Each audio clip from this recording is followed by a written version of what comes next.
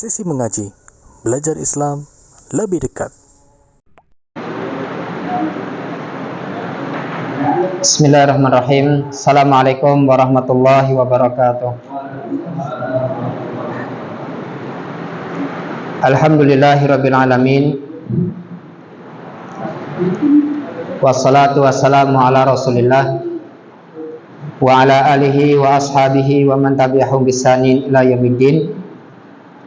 Asyhadu an la ilaha illallah wahdahu la syarikalah wa asyhadu anna Muhammadan abduhu wa rasuluhu la nabiyya wa rasula ba'da. Ya ayyuhalladzina amanu taqullaha haqqa tuqatih wa la tamutunna illa wa antum muslimun. Amma ba'd. Jamaah kaum muslimin wal muslimat rahimani wa rahimakumullah. Pada kesempatan malam hari ini kita tidak henti-hentinya untuk selalu mengucapkan rasa syukur kita kepada Allah Subhanahu wa taala. Yang setiap hari Allah masih memberikan kita banyak sekali kenikmatan, sehingga tidak ada satu nikmat pun yang kita dustakan. Tidak ada satu kenikmatan pun yang kita dustakan.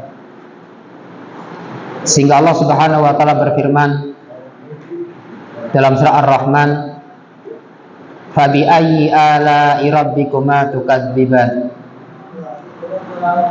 Maka nikmat Tuhan kamu manakah yang kamu dustakan? Di dalam surah Ar-Rahman terdapat 31 ayat yang bunyinya sama. Fabi ayyi ala'i rabbikuma tukadziban.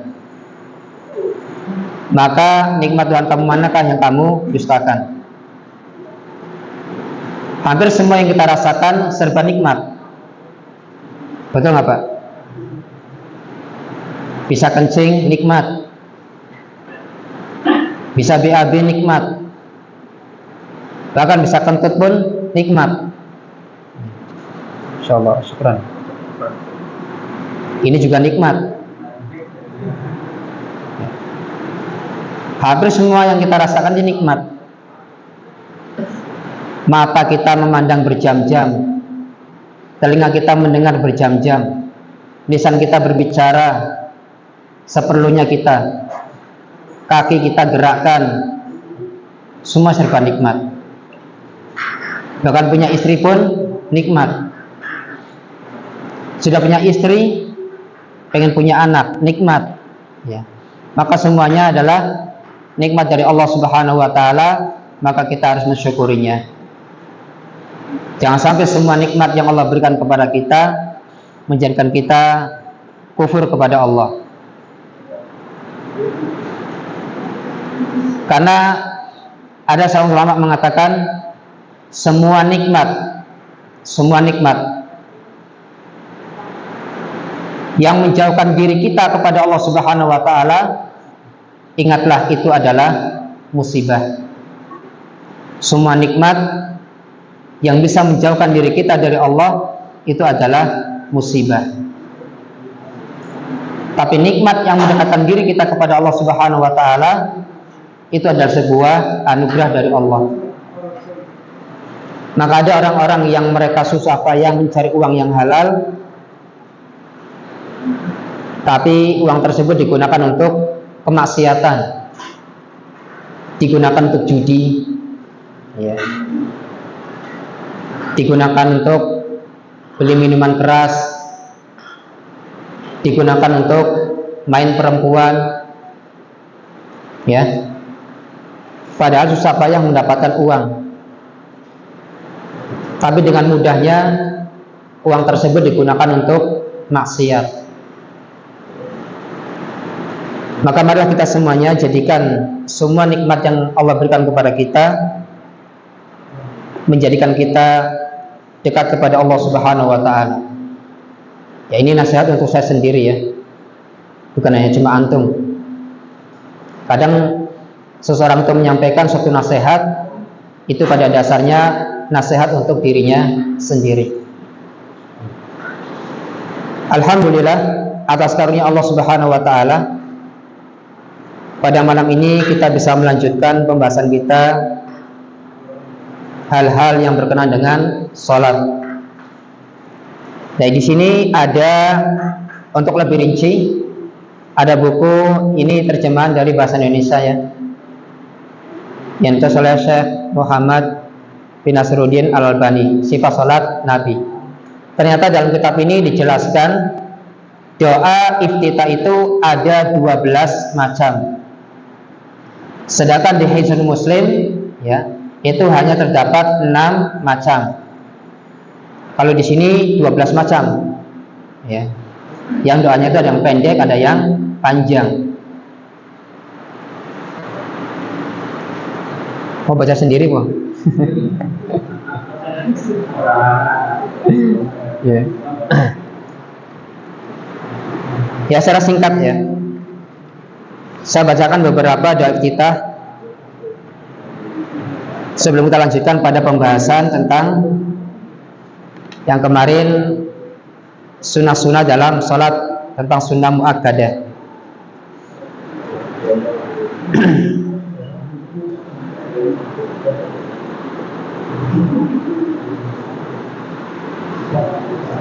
Dalam hadis diriwayatkan oleh Imam Bukhari dan Muslim dari Ibnu Abi Syaibah, beliau sallallahu alaihi wasallam terkadang membaca doa iftitah atau istiftah, yaitu Allahumma ba'id baini wa baina khataayaya kama ba'adta bainal masyriqi wal maghrib. Allahumma naqqini min khataayaya kama yunaqqa thawbul abyadu minad danas. Allahumma ighsilni min khataayaya bil ma'i wa thalji wal barad. Ya, itu doa iftitah yang pertama. Doa iftitah yang kedua ini cukup panjang. Di sini wajjahtu wajhiya lilladzi fataras samawati wal arda hanifan muslima wa ma ana minal musyrikin. Inna salati wa nusuki wa mahyaya wa mamati lillahi rabbil alamin la syarika lahu wa bidzalika umirtu wa ana awwalul muslimin. Allahumma antal malik la ilaha illa anta subhanaka wa bihamdika anta rabbi wa ana abduka zalamtu nafsi wa aqtaraftu bidzanbi faghfir li dzanbi jami'an innahu la yaghfiru dzunuba illa anta wahdini li ahsanil akhlaqi la yahdi li ahsaniha illa anta wasrif anni sayyi'aha la yasrifhu anni sayyi'aha illa anta labbaika wa sa'daika wal khairu kulluhu fi yadaika wasyarru laisa ilaika wal mahdiyyu man hadaita ana bika wa ilaika la manja minka illa ilaika la manja minka illa ilaika tabarakta wa ta'alaita astaghfiruka wa atubu ilaik. Ini doa cukup panjang ya, ada 12 di sini ya. Kemudian yang sering diajarkan itu adalah subhanakallahumma bihamdika wa tabarakasmuka wa ta'ala jadduka wa la ilaha ghairuka. Ini doa yang ketiga. Doa yang keempat, Allahumma antal maliku la ilaha illa anta subhanaka wa bihamdika. Itu yang pendek. Jadi doa yang tadi, yang panjang itu bisa dipotong untuk doa iftitah. Banyak Pak doa-doa iftitah yang Nabi SAW ajarkan. Ini dibahas dalam kitab Sifat Sholat Nabi, yaitu Syekh Muhammad Nasruddin Al-Albani ya. Allah sudah mencabut dia ya. Sudah meninggal orangnya, sudah meninggal, tapi karya-karya bukunya tuh Masya Allah ya. Ada tentang hadis, istilah ad-dhaif ya. Kemudian yang lain banyak sekali. Itu sekilas doa-doa iftitah. Jadi banyak doa iftitah yang Nabi SAW ajarkan Di sini dijelaskan ada 12.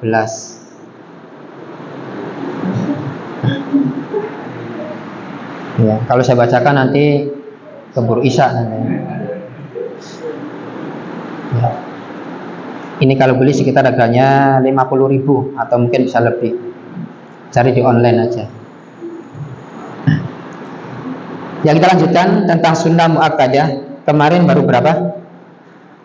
Baru 6 ya. Baru 6. Ya.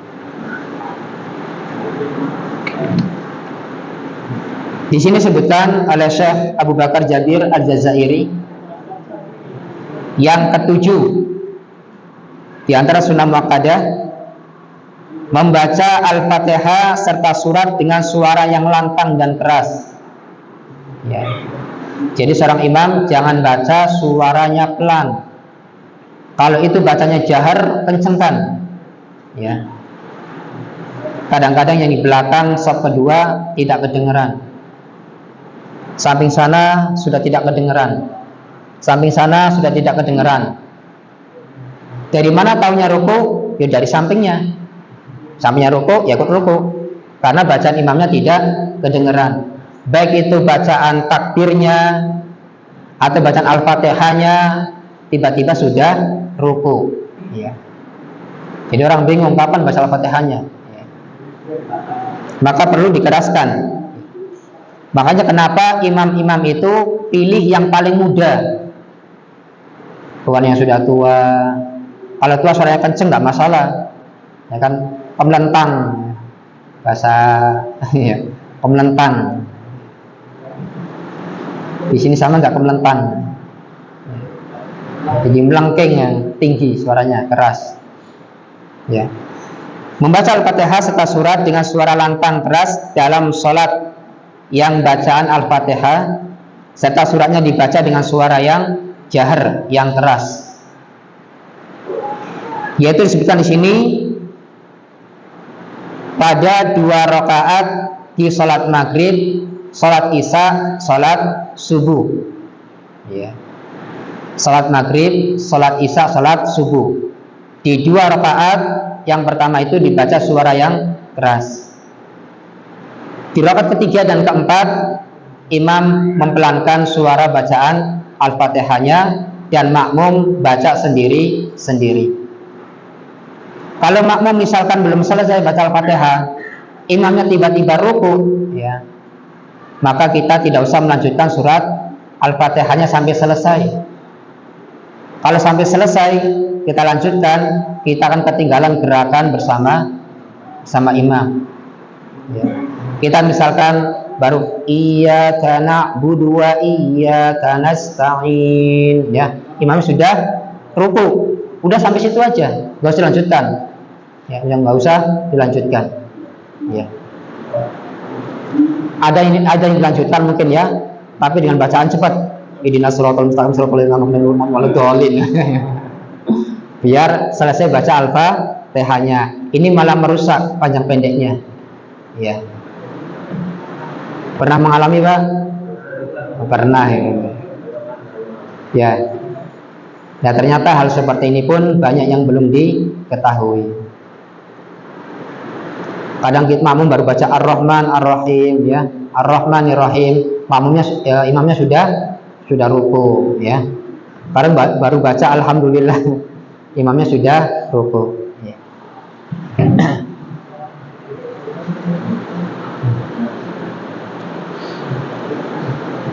Kemudian yang ke-8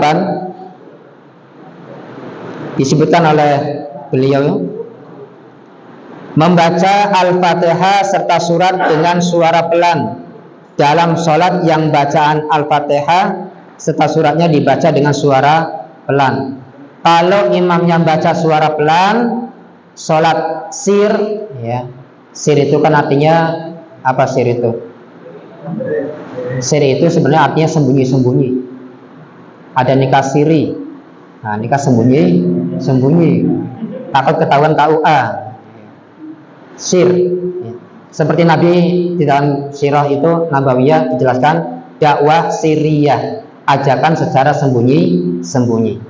dakwah jahriyah, ajakan secara terang-terangan. Jahriyah, jahr, siriyah. Iya.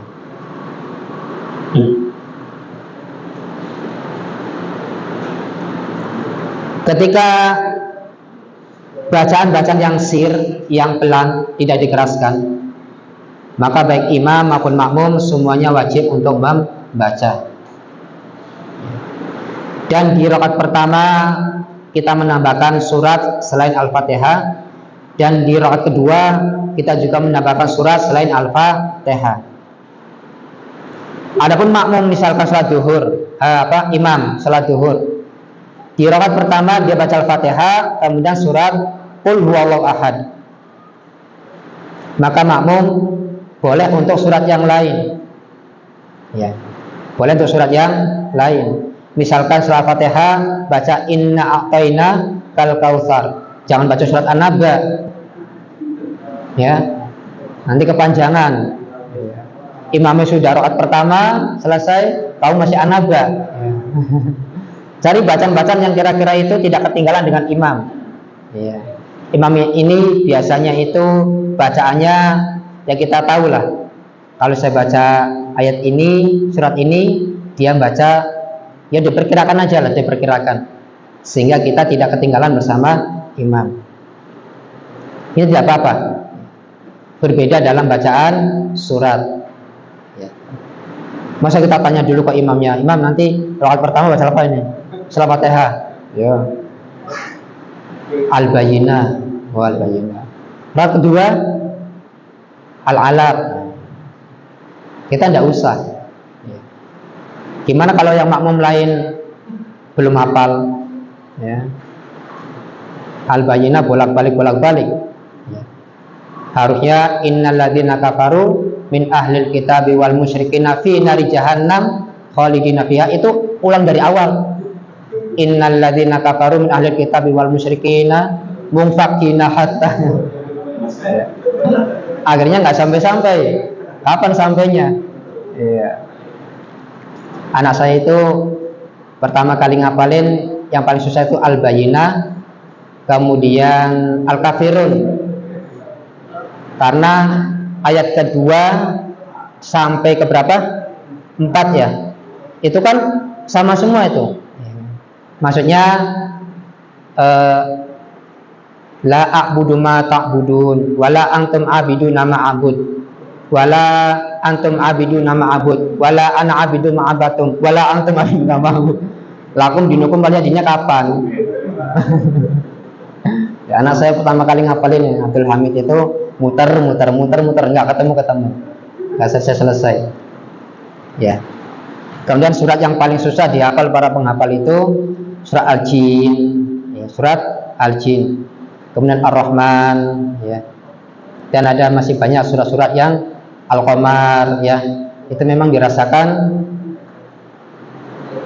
paling susah, ya.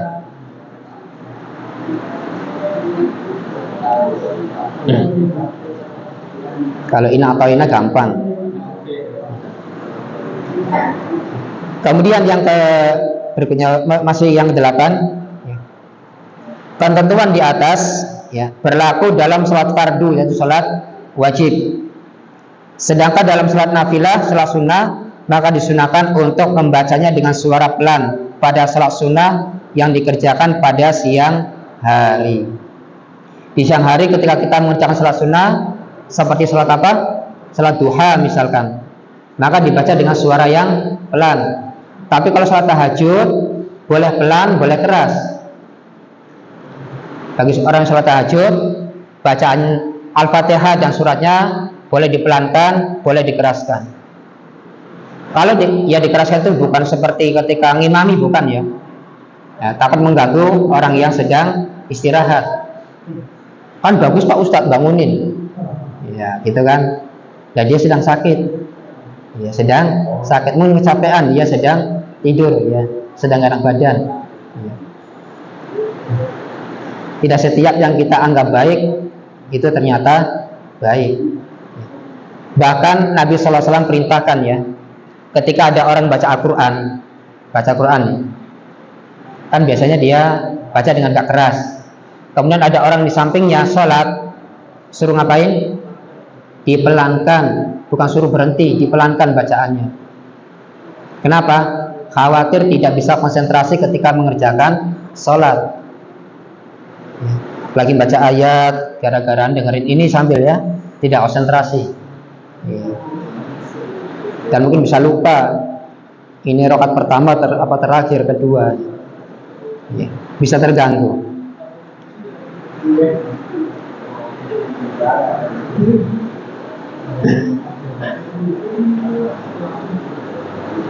Ketika sholat tahajud, sholat malam boleh dikeraskan bacaannya, asal didengarkan sendiri. Didengarkan sendiri. Dan disunahkan dibaca dengan suara keras pada sholat sunnah yang dikerjakan pada malam hari. Misalkan tadi sholat tahajud atau sholat istikharah, ya, atau sholat sunnah yang lainnya, sholat witir misalkan ya. Nah, di sini sebutkan tadi ya, disunahkan dibaca keras ketika sholat di malam hari. Beliau kemudian mengatakan kecuali jika dikhawatirkan akan mengganggu orang lain dengan bacaan itu. Ya, bagus baca Al-Fatihah, baca surat, tapi yang sedang istirahat itu terganggu. Ya. Sehingga dalam keadaan demikian, maka disunahkan baginya untuk membacanya dengan suara yang pelan. Gimana Pak? Rajin tahajud enggak? Kadang-kadang sebulan sekali. Oke. Tahajudnya ketika ada keperluan saja. Lagi punya utang, lagi ada masalah, tahajud. Tapi itu hilang utangnya, masalah hilang, tahajudnya libur lagi. Nanti ada masalah, tahajud lagi. Seolah-olah tahajud itu apa ya? Ada masalah, nggak ada masalah, tahajud. Kenapa? Karena sholat yang kata Nabi SAW, sholat yang paling utama selain sholat fardu adalah sholat tahajud. Di sepertiga malam terakhir, yang zilu rabbuna ila sama'i dunya, kata Nabi, yaitu Allah ketika di sepertiga malam terakhir turun ke langit dunia. Ya. Antum jangan tanya ngapain Allah sampai turun ke dunia. Gak usah ditanyakan. Ya, gak usah ditanyakan. Nah, seperti orang-orang suka mentakwil. Lah ini kan bumi kan ya, ini kan muter nih. Sepertiga malam kan pasti ada nih. Berarti Allah itu turun terus ini. Kan gitu logikanya. Kita nggak usah seperti itu. Nggak usah seperti itu. Kalau di daerah kita sepertiga malam terakhir dia sudah bangun tahajud, ya, tahajud. Sehingga Allah Subhanahu Wa Taala mengatakan ketika turun ke langit dunia, Allah menawarkan 3 hal. Apa itu 3 halnya? Barang siapa yang berdoa kepadaku, aku akan kabulkan doanya. Barang siapa yang meminta kepadaku, aku akan berikan. Dan siapa yang mohon ampun kepadaku, aku akan ampuni. Itu Masya Allah. Allah sendiri yang berfirman lewat hadis qudsi. Ya, itu hadis qudsi itu. Ya. Allah berfirman. Kemudian diriwayatkan oleh Nabi Shallallahu Alaihi Wasallam. Barang siapa yang berdoa kepadaku, aku akan kabulkan doanya. Siapa yang minta kepadaku, aku akan berikan. Dan siapa yang menampun kepadaku, aku akan ampuni. Masya Allah. Kita punya utang, ya berdoa. Kita jodohnya seret, ya kita berdoa. Seret ya. Rezeki seret, ya berdoa. Tapi kalau tahajud, kalau tahajud doanya itu jangan dunia semua, ya. Kebanyakan tahajud itu kan doanya dunia semua. Dilariskan dagangannya, diberikan pasangan, diberikan anak, diberikan macam-macam. Ya. Kita tidak pernah berdoa ketika di sepertiga malam terakhir itu berdoa agar kita dijauhkan dari neraka, jadi dimasukkan ke dalam surga, dijauhkan dari fitnah dunia, fitnah kubur, ya. Jangan dunia terus, Pak. Karena tujuan kita akhirat. Ya. Maka kita minta kepada Allah keselamatan di akhirat. Kemudian yang ke-9, di antara sunnah muakkadah adalah membaca salawat Nabi Shallallahu Alaihi Wasallam dalam tasyahud akhir yang dibaca setelah tasyahud. Ya. Jadi setelah kita baca tasyahud, kita membaca salat Nabi Shallallahu Alaihi Wasallam, yaitu Allahumma sholli ala Muhammad wa ala ali Muhammad kama shallaita ala Ibrahim wa ala ali Ibrahim innaka Hamidun Majid. Allahumma barik ala Muhammad wa ala ali Muhammad kama barakta ala Ibrahim wa ala ali Ibrahim innaka Hamidun Majid. Dan Nabi SAW menambahkan doa agar kita berlindung dari 4 perkara. Allahumma inni a'udzubika min adzabi jahannam wa min adzabil qabr wa min fitnatil mahya wal mamati wa min syarri fitnatil masiihid dajjal. Allahumma a'inni ala dzikrika wa syukrika wa husni ibadatik. Kalau doa terakhir agar kita dijauhkan dari perbuatan syirik. Kalau doa yang tadi kita berlindung dari 4 perkara, yaitu dari azab kubur, azab jahanam, fitnah mati dan fitnah kehidupan, dan juga dari fitnah dajjal. Allahumma a'inni ala dzikrika wa syukrika wa husni ibadatik. Doa agar kita dijauhkan dari kesyirikan dan kita bersyukur kepada Allah atas karunia Allah. Gimana? Udah hafal belum? Hafal ya? Kalau yang belum hafal ngapalin. Itu penting. Itu sangat penting. Karena kita ingin terbebas dari segala fitnah. Tapi fitnah yang paling besar di dunia ini yang menimpa laki-laki adalah fitnah wanita. Ya, wanita itu dahsyat ya. Kita nggak bisa menjaga pandangan kita. Susah. Melayani sing tuku ya wong wadon.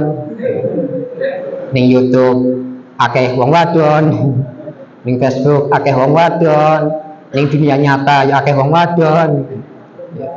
Adanya perempuan-perempuan yang tidak mau menutup aurat itu adalah ujian bagi laki-laki. Apakah dia bisa menundukkan pandangan atau tidak? Berat ya? Susah. Berat ya? Podo berarti. Susah, Pak.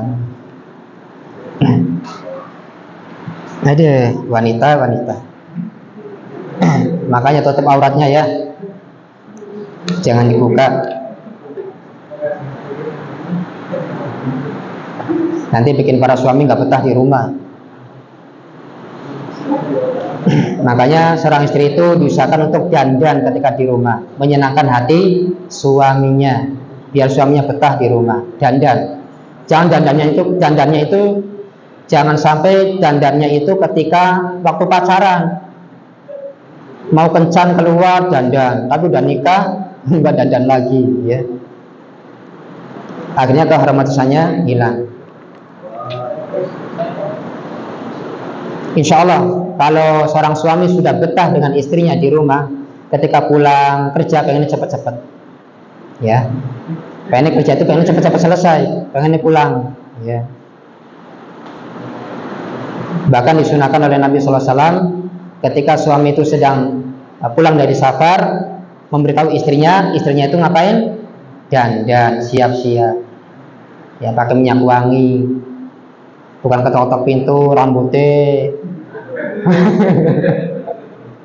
ya, kayak apa ya, yang sawang-sawangan itu loh Pak, dijual apa namanya? Rambut nenek ya, iya. Kemudian ecesi pada ngiler, ya kan, bau. Ya, siap-siap. Insya Allah ketika disambut, ya. Harusnya seorang istri itu begini ketika suaminya datang itu, Bang, ya. Mas, mau teh, kopi atau mau saya? Nah gitu. Ditawarkan. Ya. Mau teh, mau kopi atau mau saya? Bisa nggak seperti itu, ibu-ibu?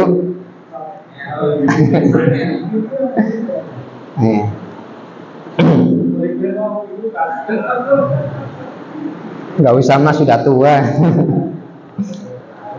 Ya. Itu terakhir ya, 9 tentang sunnah muakkadah. Kemudian kita lanjut pada sunnah ghairu muakkadah. Masya Allah, sudah alarm. Di sini sebutkan ada sekitar 14, masih panjang. Jadi kita bahas kitab ini pelan-pelan, disampaikan, paham, terus lanjut.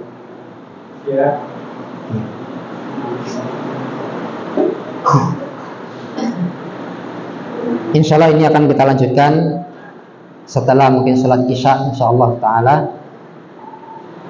Kita istirahat dulu untuk sholat isya.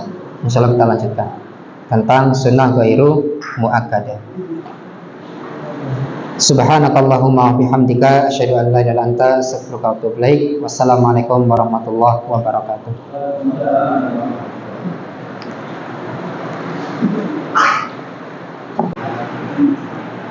Bismillah, assalamualaikum warahmatullahi wabarakatuh. Alhamdulillahi rabbil alamin, hamdan katsiran thayyiban mubarakan fih. Asyhadu an la ilaha illallah wahdahu la syarikalah wa asyhadu anna Muhammadan abduhu wa rasuluh. Amma ba'd. Kita lanjutkan sunnah muakkadah, sudah kita selesaikan. Sekarang kita masuki kepada sunnah ghairu muakkadah. Yang pertama, membaca doa iftitah. Iftitah itu ya kata dari fataha, pembuka, yaitu membaca yang paling pendek doa kita adalah subhanakallahumma wa bihamdika wa tabarakasmuka wa ta'ala jadduka wa la ilaha ghairuka. Doa iftitah ini diriwayatkan oleh Imam Muslim, ya. Imam Muslim. Itu doa iftitah yang pendek, ya. Dan doa iftitah ini terkadang kita wajib untuk meninggalkannya dalam kondisi-kondisi tertentu. Misal kalau kita baru masuk, ya, imam sedang membaca surat Al-Fatihah, maka kita takbir, kemudian kita dengarkan. Kita tidak usah membaca iftitah. Atau ketika imam sedang ruku, kita baru datang, maka kita pun tidak takbir baca iftitah, maka kita langsung takbiratul ihram kemudian ruku. Dalam kondisi-kondisi tertentu doa kita itu kita tidak membacanya, ya. Tapi kalau kita bareng bersama imam tadi, ya, bersama imam tadi, bareng imam takbir, kita ikut takbir, maka imam baca iftitah, kita juga baca iftitah, ya. Dan ketika imam sedang rakaat pertama, misalkan di sholat yang sir, bacaannya pelan, itu ketika kita masuk, kita tidak usah baca iftitah lagi. Dikhawatirkan takut ketinggalan. Langsung kita baca a'udzubillahi minasyaitonirrajim, bismillahirrahmanirrahim, kemudian baca Al-Fatihah. Kalau baca iftitah dulu, ya, kita baru masuk ketika sholat zuhur atau asar, kita baru masuk, kita baca doa iftitah. Kadang belum selesai atau baru selesai, imamnya sudah ruku, ini kan sudah ruku. Maka dalam kondisi seperti ini tidak usah membaca iftitah, karena itu bukan sunnah muakkadah, tapi sunnah ghairu muakkadah yang tidak terlalu ditekankan. Ya, kalau pendek seperti ini bisa mengejar, tidak masalah. Yaitu subhanakallahumma wa bihamdika wa tabarakasmuka wa ta'ala jadduka wa la ilaha ghairuka. Sudah pernah dengar Pak doa kita ini? Ya ya.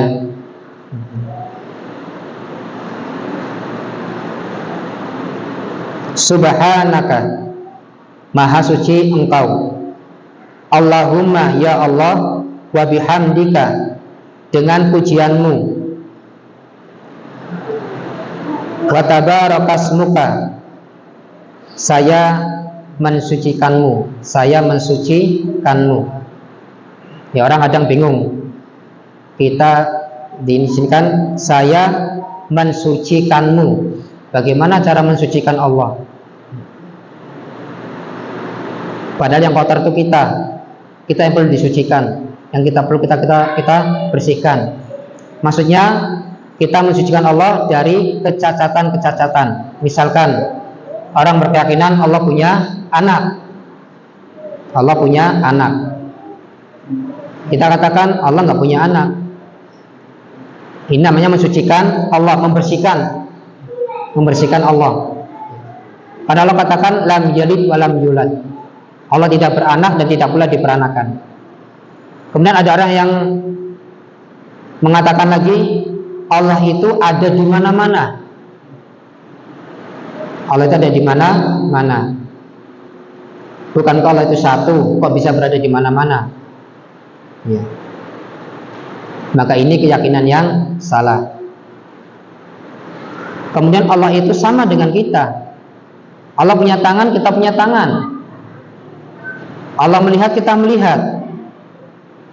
Padahal Allah sudah mengatakan laisa kamitslihi syai'. Allah itu tidak serupa dengan sesuatu apapun dengan ciptaannya. Beda, jauh. Tangan kita dengan tangan monyet saja sama apa beda, Pak? Kan sama-sama megang gelas. Beda. Mata kita dengan mata monyet sama-sama punya mata melihat, beda. Allah berbeda dengan semua ciptaannya. Kalau penasaran, di dalam Al-Quran, kalau kita ingin berjumpa dengan Allah, Allah sudah katakan dalam Al-Quran, "Faman kana yarju liqa'a rabbih falyamal 'amalan shalihan wa la yusyrik bi ibadati rabbih ahada." Barang siapa yang mengharap perjumpaan dengan Allah, hendaklah mereka beramal soleh dan jangan berbuat syirik kepada Allah dengan sesuatu apapun. Ini syarat. Ya, ini syarat. Nanti ketika kita masuk surga, kita bisa melihat Allah Subhanahu wa taala. Ya, mensucikan Allah Subhanahu wa taala, nama-nama dan sifat-sifatnya. Kemudian wa ta'ala jadduka, maka berkah namamu dan maha tinggi keagunganmu. Wala ilaha ghairuka, tidak ada Tuhan yang berhak disembah dengan benar kecuali Allah. Ini adalah doa iftitah yang sangat agung sekali. Ya. Yang kedua, di antara sunnah ghairu muakkadah adalah membaca ta'awudz. Membaca ta'awudz, yaitu a'udzubillahi minasyaitonir rajim. Di dalam kitab tadi ada beberapa bacaan ta'awudz. Yang sering kita baca yaitu tadi a'udzubillahi minasyaitonir rajim, atau a'udzubillahis samiil alimi minasyaitonir rajim, atau a'udzubillahi minasyaitonir rajim min hamzihi wa nafthihi wa nafthihi. Ya, ada beberapa bacaan doa ta'awudz. Jadi bukan hanya satu saja. Ya. Kita kan dari kecil kan cuma satu, ya. A'udzubillahi minasyaitonir rajim. Dapat ternyata ada ta'awudz yang lain. A'udzubillahis samiil alimi minasyaitonir rajim. A'udzubillahi minasyaitonir rajim min hamzihi wa nafthihi wa nafthihi. Ya. Masya Allah ya, ternyata kalau kita kaji, ya, doa-doa dari Nabi itu sangat banyak sekali. Cuma kita yang diajarkan itu cuma satu, yang mungkin gurunya kita cuma itu ilmunya yang dia miliki, ya. Tapi kita alhamdulillah bisa hafal sebab dengan guru kita, ya. Masya Allah. Dan kita sebagai murid harus mendoakan guru kita yang sudah mengajarkan kita kebaikan. Membaca ta'awudz itu pada rakaat pertama. Pada rakaat pertama ya. Di rakaat pertama baca ta'awudz cuma cukup sekali saja. Jadi ketika kita takbir Allahu Akbar, doa iftitah ya. Kemudian doa iftitah selesai, kita baca a'udzubillahi minasyaitonirrajim. Kemudian bismillahirrahmanirrahim. Kemudian baca itu sampai Al-Fatihah sampai selesai. Ya. Adapun di rakaat kedua tidak usah baca ta'awudz lagi. Mau baca Al-Fatihah ta'awudz dulu, enggak usah. Cukup di rakaat pertama saja. Dan bacaan ta'awudz itu tidak dikeraskan. Bacaan ta'awudz itu dipelankan, baik oleh imam ataupun sholat yang sendirian. Kalau sendirian kan ketika kita sholat maghrib kan kita disunahkan dianjurkan untuk menjaharkan. Sholat maghrib, sholat isya kita sholat sendirian, ya. Karena itu adalah bacaan-bacaan yang dikeraskan. Tapi tidak seperti imam keras bacaannya. Ya. Ini berdasarkan firman Allah Subhanahu wa taala dalam surat An-Nahl ayat 98. Fa idza qara'tal Qur'ana fasta'idz billahi minasyaitonir rajim. Membaca ta'awudz karena perintah dari Allah Subhanahu wa taala dalam surat An-Nahl ayat 98, fa idza qara'tal Qur'ana fasta'idz billahi minasyaitonir rajim. Fa idza qara'tal Qur'an, apabila kamu membaca Al-Qur'an, fasta'idz billah, maka mintalah perlindungan kepada Allah minasyaitonir rajim, dari syaitan yang terkutuk. Karena syaitan itu semuanya terkutuk. Tidak ada yang Allah rahmati. Ya, terkutuk sampai hari kiamat. Kemudian yang ketiga, di antara sunnah ghairu muakkadah adalah mengangkat kedua tangan sejajar dengan kedua bahu ya. Ketika takbiratul ihram, sejajar dengan bahu. Ini lurus ya. Sejajar dengan bahu. Ya. Dua-duanya. Kalau orang cuma punya tangan satu, ini ya nggak ada ya segini. Ya. Kalau tangan kanannya nggak ada ya tangan kiri. Kalau nggak ada apa-apa ya digerakkan sedikit ya. Misalkan ini buntung ya, segini misalkan ya begini ya.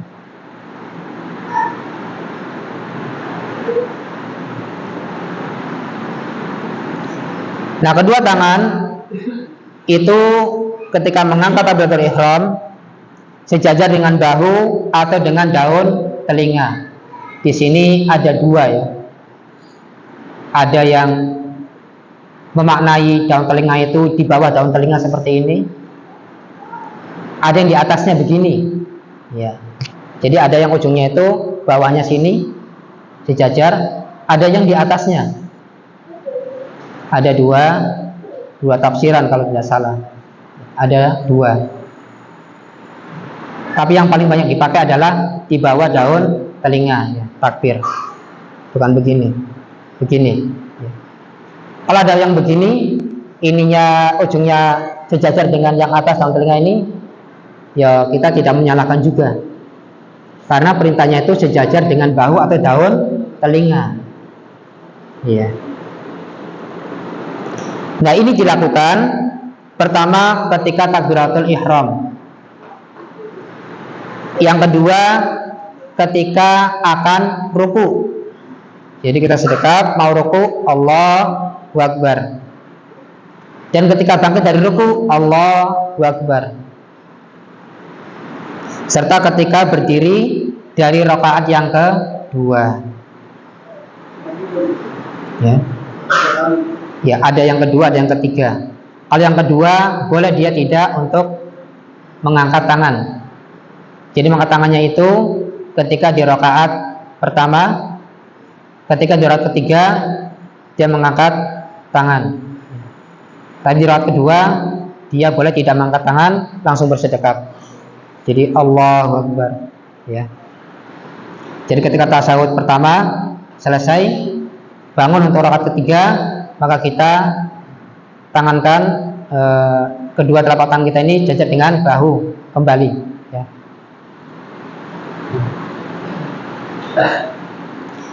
Walaupun ada sebagian pendapat, ya semuanya mau rakaat pertama, kedua, ketiga, keempat ya begini semua, ya.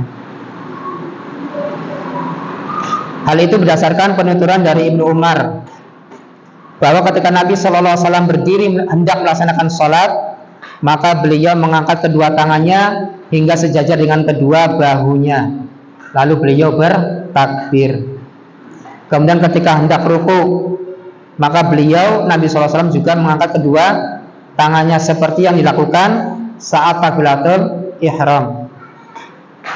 Begitu juga ketika mengangkat kepalanya bangkit dari ruku, maka beliau juga mengangkat kedua tangannya sebagaimana yang dilakukan sebelumnya, seraya membaca Sami Allahu liman hamidah. Allah mendengar orang yang memujinya, ya Allah bagimu segala pujian. Ini yang ketiga, ya, tentang sunnah ghairu muakkadah.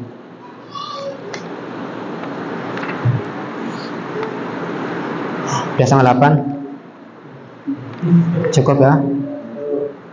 Nah, insya Allah kita akan lanjut lagi, insya Allah.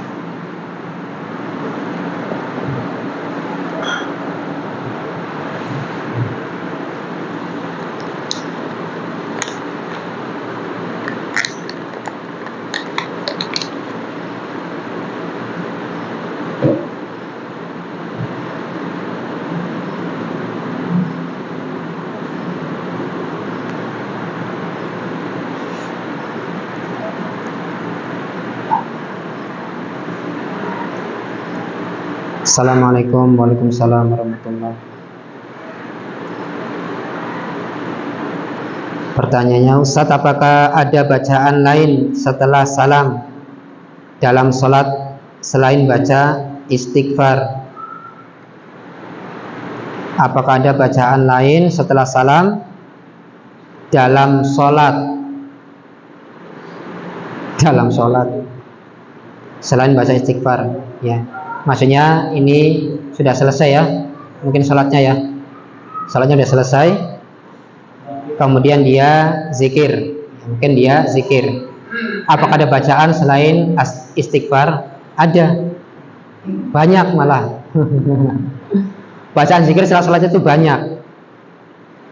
Pertama istighfar, astagfirullah, astagfirullah, astagfirullah. Allahumma antas salam wa minkas salam, tabarakta rabbana ya dzal jalali wal ikram, la ilaha illallah wahdahu la syarikalah, lahul mulku wa lahul hamdu wa huwa ala kulli syai'in qadir. Allahumma la mani'a lima a'taita wa la mu'tiya lima mana'ta wa la yanfa'ukal jaddu minkal jaddu, la ilaha illallah wa la na'budu illa iya, lahun nikmatu wa lahul fadlu wa lahu thana'ul hasan, la ilaha illallah mukhlishina lahuddina walau karihal kafirun. Setelah itu membaca subhanallah 33 kali, alhamdulillah 33 kali, Allahu akbar 33 kali, boleh 34 kali. Karena zikir itu harus genap 100. Kalau semuanya 33, maka genapkan dengan la ilaha illallah wahdahu la syarikalah, lahul mulku wa lahul hamdu wa huwa ala kulli syai'in qadir. Kalau kita tidak membaca itu untuk menggenapkan 100, maka Allahu Akbarnya itu 34 kali, boleh. Setelah itu Nabi menganjurkan agar kita membaca ayat kursi, Al-Ikhlas, Al-Falaq, An-Nas di waktu maghrib, di waktu subuh, ya. Setelah sholat maghrib, setelah sholat subuh, kita diperintahkan oleh Nabi SAW untuk membaca ayat kursi sekali, Al-Ikhlas 3 kali, Al-Falaq 3 kali, kemudian Anas 3 kali. Kalau di waktu subuh ada bacaan lain juga yang Nabi SAW ajarkan. Allahumma inni as'aluka ilman nafi'an wa rizqan thayyiban wa amalan mutaqabbalan. Ya. Banyak, Bu. Ini Bapak nih. Ya, banyak bacaannya. Belum bacaan zikir pagi petangnya. Dilanjut ya. Ketika di waktu pagi atau di menjelang maghrib ya, baca zikir petang. Ya, dibaca. Boleh digabungkan antara sholat yang belum sholat petang dilanjutkan, boleh Nggak apa-apa. Kalau ketinggalan kita lupa ya membaca zikir pagi, zikir petang sebelum maghrib itu, maka tidak apa-apa kita untuk membaca setelah sholat maghrib. Tapi awal-awalnya beda. Kalau pagi itu asbahna wa asbahal mulku lillah walhamdulillah la ilaha illallah wahdahu la syarikalah lahul mulku wa lahul hamdu wa huwa ala kulli syai'in qadir. Rabbi as'aluka khaira ma fi hadzal yaum wa khaira ma ba'dahu wa a'udzu bika min syarri ma fi hadzal yaum wa syarri ma ba'dahu. Rabbi a'udzu bika minal kasali wa su'il kibari. Rabbi a'udzu bika min adzabin finnari wa adzabin fil qabr. Ya. Tapi kalau petang, kalau sore bukan pakai asbahna tapi amsayna. Amsayna wa amsal mulku lillah. Dan terus sama kecuali pada bacaan lailah. Rabbi a'udzubika syarri ma fi hadhihi lailah wa syarri ma ba'daha. Pakainya ha. Kalau pagi ba'dahu. Kalau sore ba'daha. Kenapa ha? Ha ini kembali ke lailatun. Lailatun itu ada tak marbutoh, itu dihukumi sebagai jenisnya perempuan, maka menggunakannya ha. Seperti kita ketika sholat mayit, kalau laki-laki Allahumma ighfir lahu, kalau perempuan Allahumma ighfir laha. Bangga ya, kamar buto ya. Ya, bacaan-bacaan seperti itu, Masya Allah ya.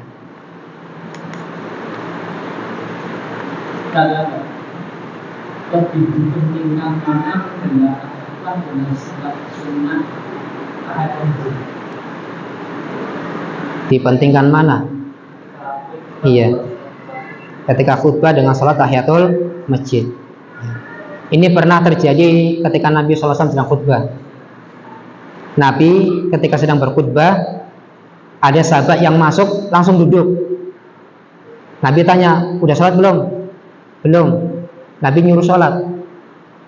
Nabi nyuruh sholat. Kalau lebih penting mana yo? Oh, ya.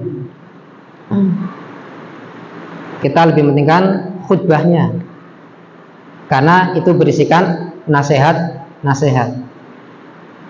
Tapi karena itu adalah perintah dari Nabi SAW, walaupun Nabi sedang khutbah, tapi sahabat ini disuruh untuk berdiri sholat sunnah tahiyatul masjid. Ya.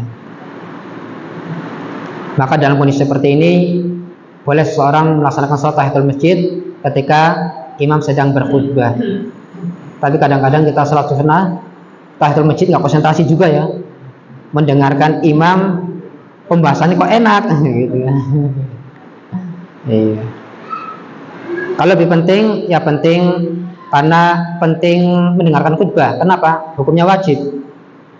Hukumnya wajib. Ya.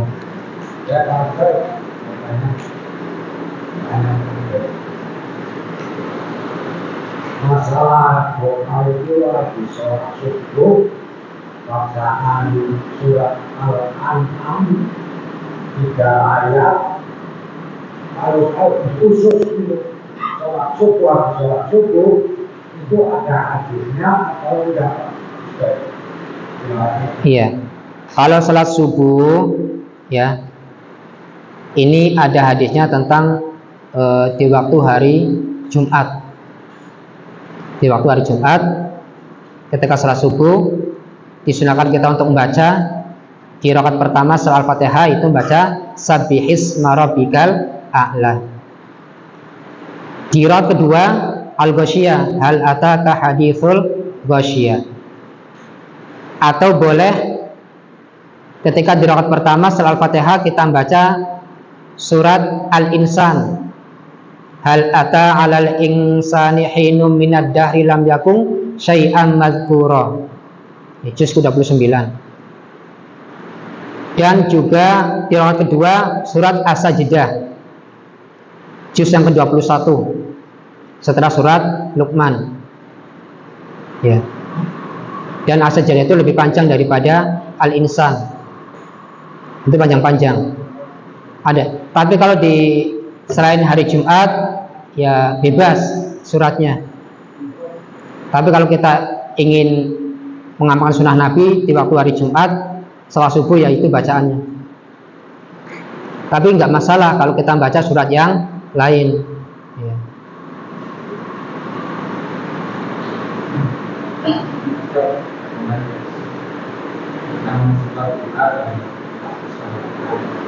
Salat duha sama salat apa? Tahajud. Oh. Itu kalau kita salat duha itu ada pertama di waktu-waktu tertentu.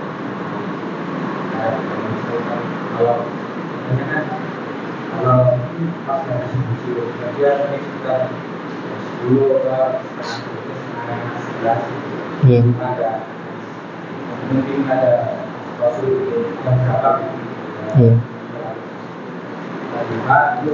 apakah kalau kita melakukan sholat duha yang baik ada yang katakan jangan melakukan yang baik kita dikasih itu 10 kali terus untuk sholat yang melakukan itu kita utamanya kita berapa ya.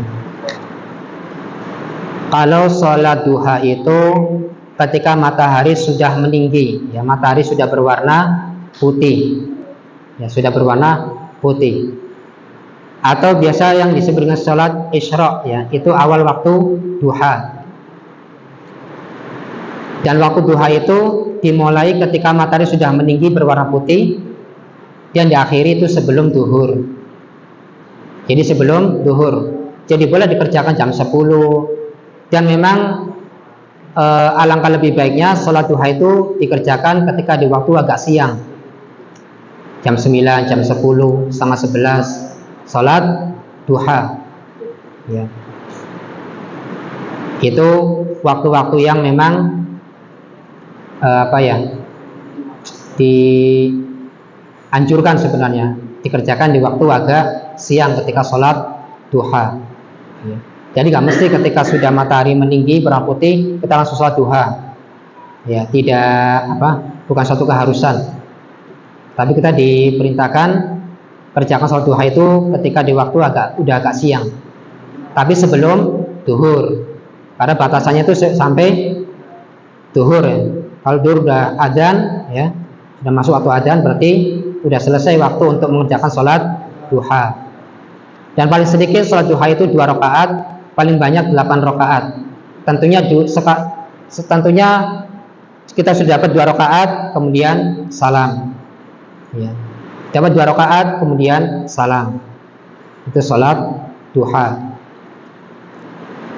Saya pernah baca tentang keutamaan-keutamaan tapi saya lupa. Ya. Kalau 2 rakaat, 4 rakaat, 6 rakaat, 8 rakaat, ya, saya lupa. Saya pernah baca tentang keutamaannya. Nanti coba tak cari lagi. Kemudian sholat tahajud di sepertiga malam terakhir. Kira-kira awal mulai malam itu jam berapa? Maghrib. Oh, sholat tahajud bar isya. Enggak, maksudnya sepertiga malam kan dibagikan. Kalau sholat tahajud kan memang dikerjakan setelah isya. Awal malamnya itu. Anggap aja jam 6 misalkan. Nah, dibagi aja kira-kira sepertiganya itu jatuh di jam berapa? Apa jam 3? Apa setengah 3? Jam 1, 2, 3, 4, 5, 6, 7, 8, 9, 10. Berarti sekitar setengah 3. Setengah 3 ya? Setengah 3. Itu sudah masuk sepertiga malam terakhir. Tapi biasanya banyak orang nyetel alarm pengen sholat tahajud, dimatiin lagi. Nantilah baru jam 3 masih ngantuk, matiin. Nanti sudah setengah 4 masih lama subuhnya, matiin lagi. Dengar adzan subuh, waduh nyesel. Itulah syaitan. Itulah syaitan, ya. Suka menanti-nanti, suka mengulur-ngulur, itulah syaitan. Bisikan syaitan agar orang itu tidak mengerjakan kebaikan. Kalau sudah ada niatan ingin mengerjakan kebaikan, segera. Kalau masih ngantuk, ya dipaksa. Memang kadang ibadah itu harus dipaksa. Ibadah itu kadang harus dipaksa. Kita pengen tahajud, tapi ngikutin hawa nafsu, nggak mau dipaksa, ya nggak bakalan tahajud. Merem-merem gini, setengah 4, aduh, ya kan? Jangan dipaksa, melek. Gimana? Cubit pipinya kiri kanan atas bawah. Bila perlu bulu hidungnya dicabut. Ya. Bulunya dicabut, pedes. Melek. Ya, emang kadang kalau kita ingin ibadah kepada Allah, kadang butuh dipaksa. Katanya kalau dipaksa itu nanti apa? Terbiasa. Ya. Wallahu ta'ala a'lam. Ya, semoga tadi bisa menjawab ya. Cukup?